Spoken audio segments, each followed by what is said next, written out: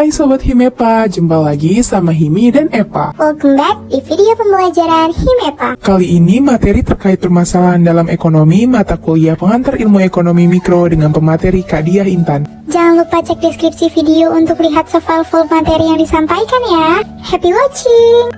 Bismillahirrahmanirrahim. Halo teman-teman semuanya. Jadi di sini aku bakal jadi pemateri untuk private class kita, yaitu matkul pengantar ilmu ekonomi mikro. Nah, sebelumnya aku mau ngucapin makasih dulu ya untuk Himepa Unila yang telah memberikan kesempatan kepada aku untuk sharing terkait apa sih yang aku ketahui tentang ruang lingkup ekonomi mikro. Oh ya, aku ingin memperkenalkan diri lagi ya. Perkenalkan, nama aku Diah Intan Pratili. Teman-teman bisa panggil aku Kak Intan. Aku dari jurusan Ekonomi Pembangunan angkatan 2019. Nah, di sini aku bakal bahas beberapa terkait ruang lingkup ilmu ekonomi, yaitu kita bakal bahas 4 pokok utama, dan 4 pokok ini harus diketahui banget sama anak-anak EP khususnya. Yang pertama itu yaitu tentang kurva kemungkinan produksi, yang kedua trade-off dan biaya peluang, yang ketiga keunggulan absolut dan keunggulan komparatif, yang keempat adalah arus lingkaran kegiatan ekonomi. Oke, we start with number 1, yaitu kurva kemungkinan produksi. Jadi kurva kemungkinan produksi ini merupakan suatu grafik yang menunjukkan kombinasi antara dua barang atau jasa nih, yang mana dapat diproduksi dengan efisien, yang pastinya dengan menggunakan sumber daya dan juga teknologi yang kita miliki.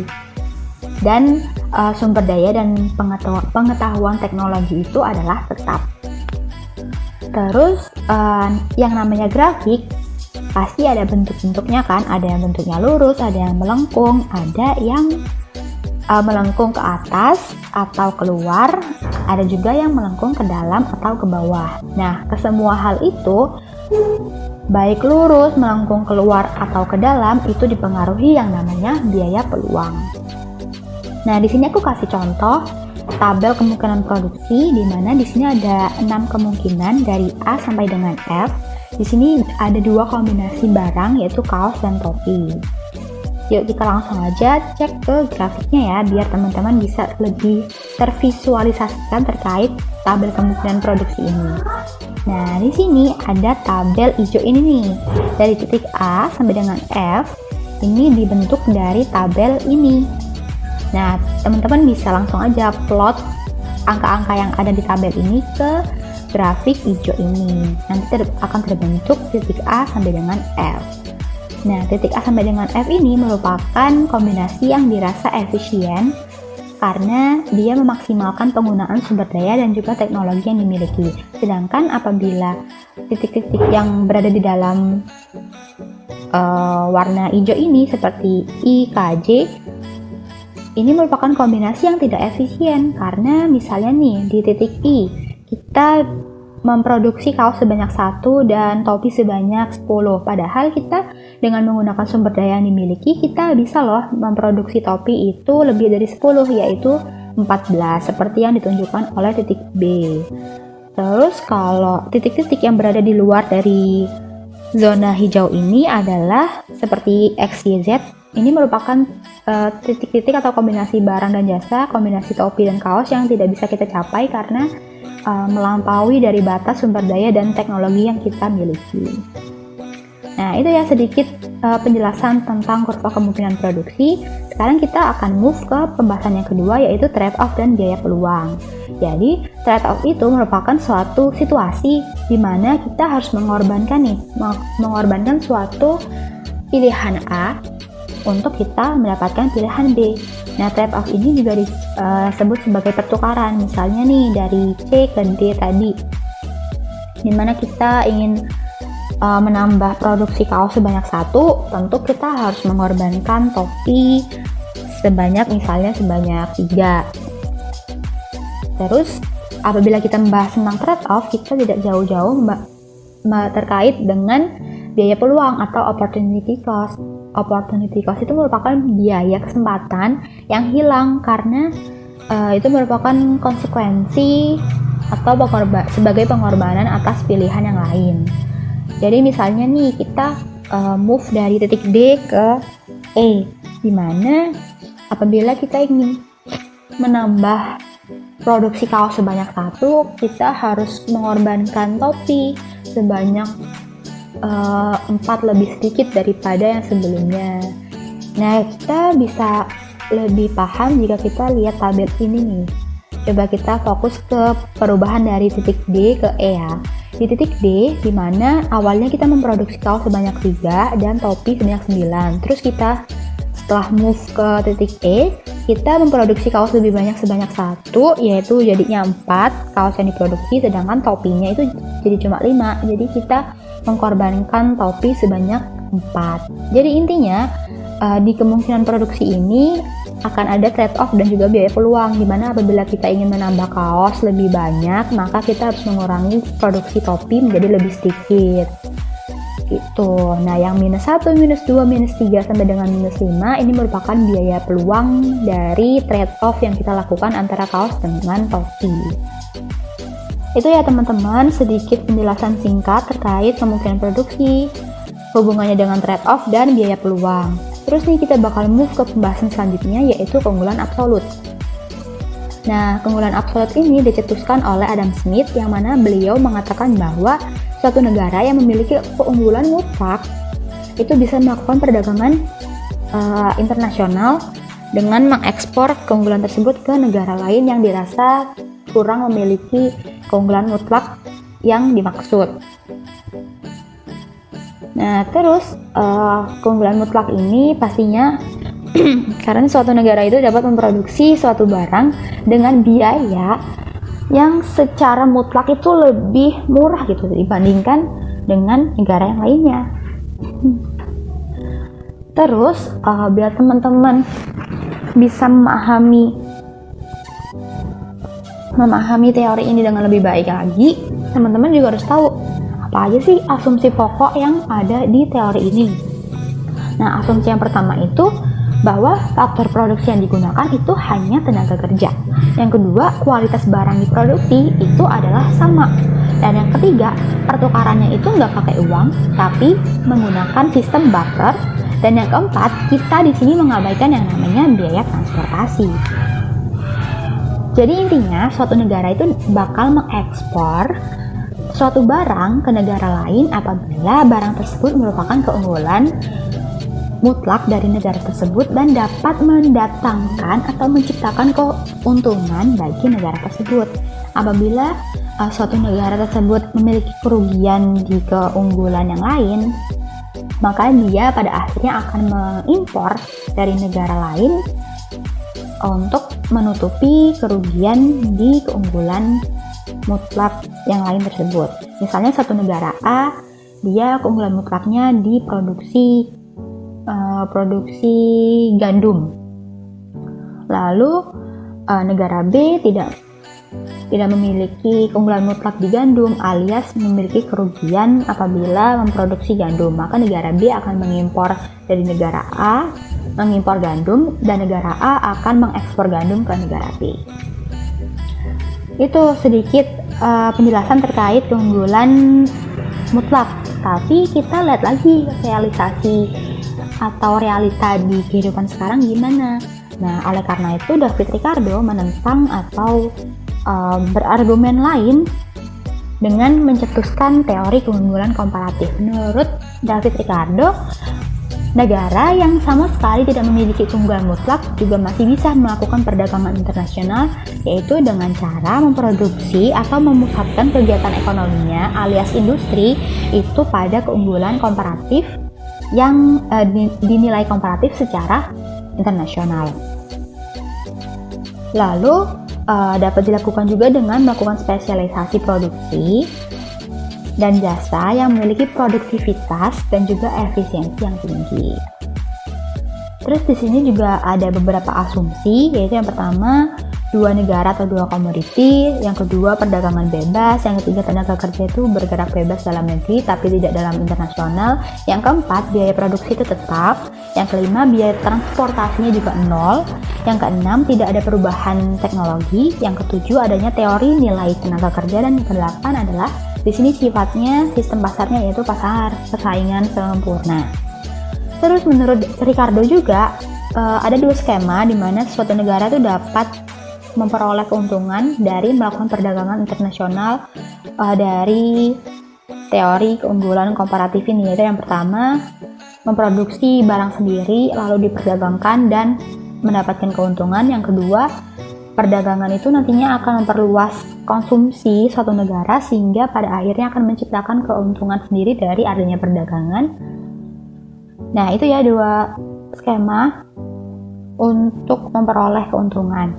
Jadi pada intinya model Richardian atau teori keunggulan komparatif ini adalah negara itu akan mengekspor barang apabila barang tersebut diproduksi oleh tenaga kerja yang produktivitasnya relatif lebih besar atau lebih efisien dibandingkan dengan negara yang lain, dan akan mengimpor barang yang mana dirasa tenaga kerjanya kurang produktif nih untuk memproduksi barang tersebut. Jadi kan jatuhnya kurang efisien ya kalau diproduksi sendiri, sehingga dia harus mengimpor ke negara lain. Contohnya nih ada kain dan gandum di Amerika Serikat dan Inggris. Sekilas Amerika Serikat memiliki keunggulan di kain dan gandum ya. Terus Inggris tidak memiliki keunggulan mutlak dimanapun. Nah, kalau menurut teori keunggulan mutlak, Inggris tidak bisa melakukan perdagangan internasional. Tapi menurut keunggulan komparatif, Inggris masih tetap bisa melakukan perdagangan internasional. Misalnya nih di Amerika Serikat, satu kain itu sama dengan 1,5 gandum. Sedangkan di Inggris, satu kain sama dengan 0,5 gandum. Dalam hal ini, maka Amerika Serikat itu akan mengekspor kain ke Inggris. Sedangkan apabila kita melihat satu gandum itu sama dengan 0,16 kain. Sedangkan di Inggris, satu gandum itu sama dengan satu kain. Nah, angkanya perolehannya lebih besar Inggris kan. Nah, makanya Inggris prefer untuk memproduksi dan mengekspor gandum ke Amerika Serikat.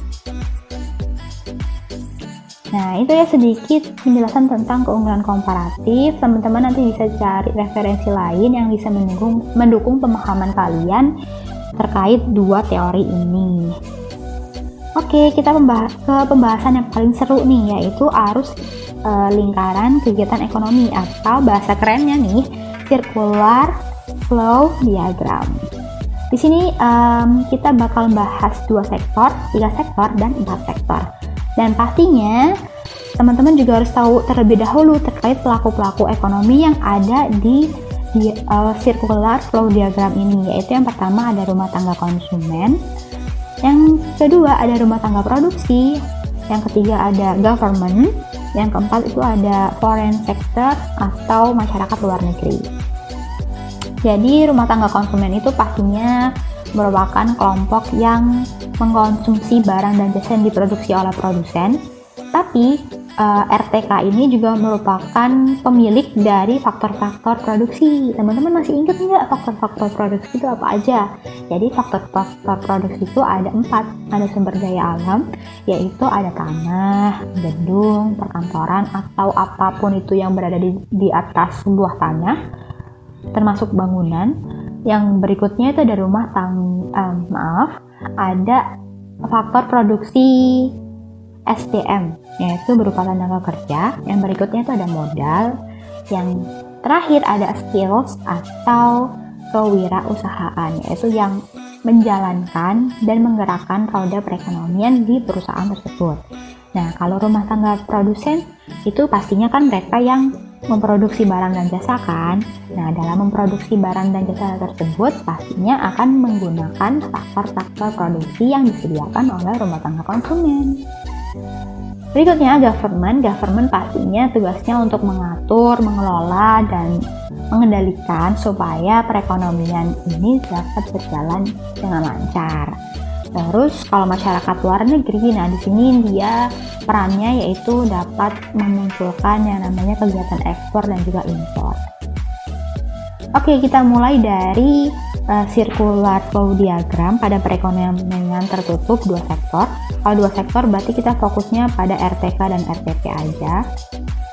Di sini ada beberapa karakteristiknya, di mana perekonomiannya ini sederhana, terus hanya ada dua pelaku yaitu RTK dan RTP, dan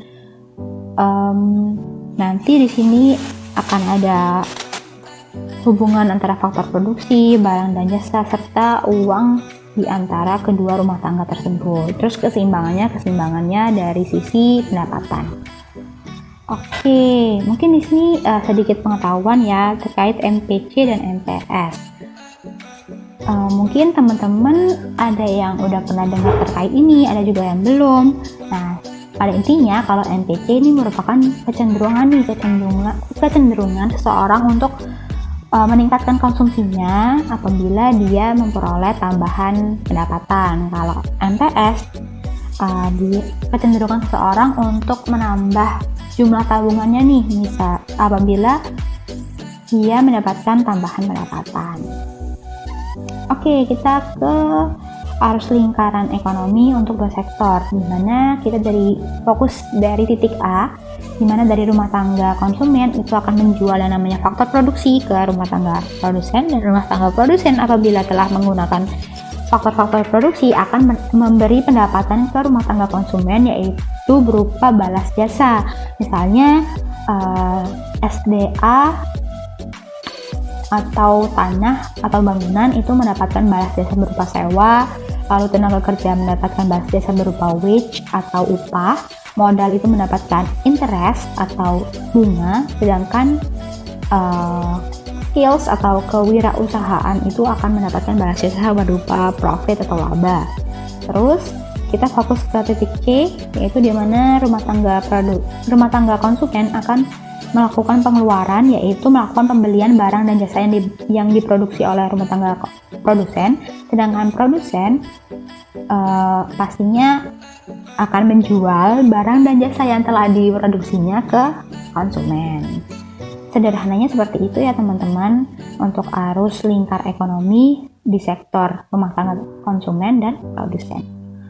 Kita move ke circular flow diagram pada perekonomian tertutup.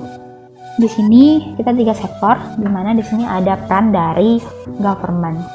Nah, di sini kalau government itu perannya dia hanya mengontrol dan juga bisa berperan sebagai konsumen juga bisa. Lalu kalau di Indonesia sistem ekonominya kita menganut sistem campuran, maka peran pemerintah itu kayak cukup berperan, tapi juga memberikan kebebasan bagi para produsen atau pelaku ekonomi untuk berkreativitas dan mengambil kebijakan terkait proses produksinya. Berbeda dengan negara liberal yang mana peran pemerintahnya sangat minimal. Kalau di negara sosialis kebalikannya, di mana peran pemerintah itu sangat dominan. Nah, sektor pemerintah ini akan memunculkan yang namanya pengeluaran pemerintah dari sisi pengeluaran dan akan mendapatkan pendapatan dari sisi pajaknya. Nah, untuk sekedar informasi bahwa jenis pajak itu ada 4, regresif, progresif, proporsional, dan tetap. Oke, ini ya diagram ekonomi 3 sektor. Arus logika atau cara membacanya sama aja seperti 2 sektor yang tadi. Mungkin di sini tambahin dari misalnya kita fokus ke yang kotak pemerintah. Kotak pemerintah bila dia mengarah keluar ke rumah tangga konsumen dan produksi, itu berarti bahwa pemerintah melakukan pengeluaran, bisa melakukan subsidi, bantuan, dan lain sebagainya. Terus kalau misalnya arah panahnya itu menuju ke pemerintah dari sisi rumah tangga konsumen dan rumah tangga produksi, itu artinya kedua rumah tangga tersebut membayar pajak atau kewajibannya kepada pemerintah. Nah, oke, kita lanjut ke arus lingkar pendapatan untuk perekonomian terbuka nih. Kalau terbuka berarti kita sudah go internasional, alias kita udah 4 sektor dan kita ketambahan sektor masyarakat luar negeri. Nah, beberapa karakteristiknya yaitu di sini kita bakal melakukan kegiatan ekspor impor. Terus di sini ada masyarakat luar negeri. Setelah itu pastinya di sini juga akan ada hubungan antara rumah tangga konsumen, perusahaan, government, dan masyarakat luar negeri. Nah, di sini bentuk dari arus lingkarnya, kita fokus ke titik A dulu, di mana rumah tangga, ini rumah tangga konsumen ya yang dimaksud, itu dia akan menjual faktor produksinya ke perusahaan. Terus di titik B, perusahaan akan memberikan balas jasa. Di sini ada arus barang dan pendapatan ke rumah tangga konsumen. Arus barangnya ini merupakan perusahaan menjual barang dan jasa yang telah diproduksinya kepada konsumen. Kalau arus pendapatannya, perusahaan itu memberikan balas jasa ke konsumen. Terus di titik D dan C itu dimana apabila rumah tangga mengarahnya itu ke government alias negara, berarti dia melakukan pajak. Kalau misalnya negara itu panahnya keluar, berarti negara melakukan kewajibannya untuk memberikan layanan yang terbaik seperti subsidi, bantuan untuk rumah tangga dan juga perusahaan. Lalu apabila kita fokusnya ke F dan E, di sini kita sudah mulai kegiatan ekspor impor, di mana apabila panah F belah kiri, rumah tangga mengarah ke masyarakat luar negeri, berarti rumah tangga melakukan ekspor terkait faktor produksi ke masyarakat luar negeri, seperti pengiriman tenaga kerja Indonesia ke luar negeri. Terus masyarakat luar negeri juga bisa mengekspor tenaga kerjanya ke Indonesia, seperti tenaga kerja asing yang datang ke Indonesia itu juga merupakan bagian dari kegiatan ekspor dari masyarakat luar negeri. Lalu bila kita move ke sisi perusahaan juga bisa melakukan impor dari masyarakat luar negeri. Begitu pula dengan masyarakat luar negeri juga bisa melakukan impor dari perusahaan domestik yang ada di Indonesia misalnya. Nah, kegiatan masyarakat luar negeri ini itu akan mendatangkan devisa di titik D itu bagi perekonomian negara tersebut. Semakin banyak devisa, maka kekuatan kita semakin besar. Itu ya teman-teman, terkait arus lingkar ekonomi untuk 4 sektor. Pada intinya di sini ketambahan masyarakat luar negeri, di mana kita bisa melakukan yang namanya ekspor impor, baik itu ke rumah tangga konsumen ataupun rumah tangga produsen alias perusahaan. Nah, udah deh selesai tutorial matkul PA Mikro kita kali ini. Kurang lebihnya aku mohon maaf. Semoga apa yang aku jelaskan tadi dapat dicerna dengan baik oleh teman-teman sekalian. Sekalipun ada yang salah, aku mohon maaf. Dan teman-teman bisa cek deskripsi video ya. Mungkin ada beberapa materi yang ada. Dan intinya aku mau ngucapin terima kasih lagi untuk waktunya buat teman-teman yang sudah menonton video ini sampai akhir. Semoga teman-teman bisa mendapatkan tambahan ilmu atau insight baru terkait pembahasan ruang lingkup ekonomi yang udah aku jelasin tadi. Oke deh, sekian dari aku. Kurang lebihnya mohon maaf. Kepada Allah aku mohon ampun. Aku akhiri. Sampai jumpa semuanya. Semoga video ini bermanfaat ya. See you on the next video.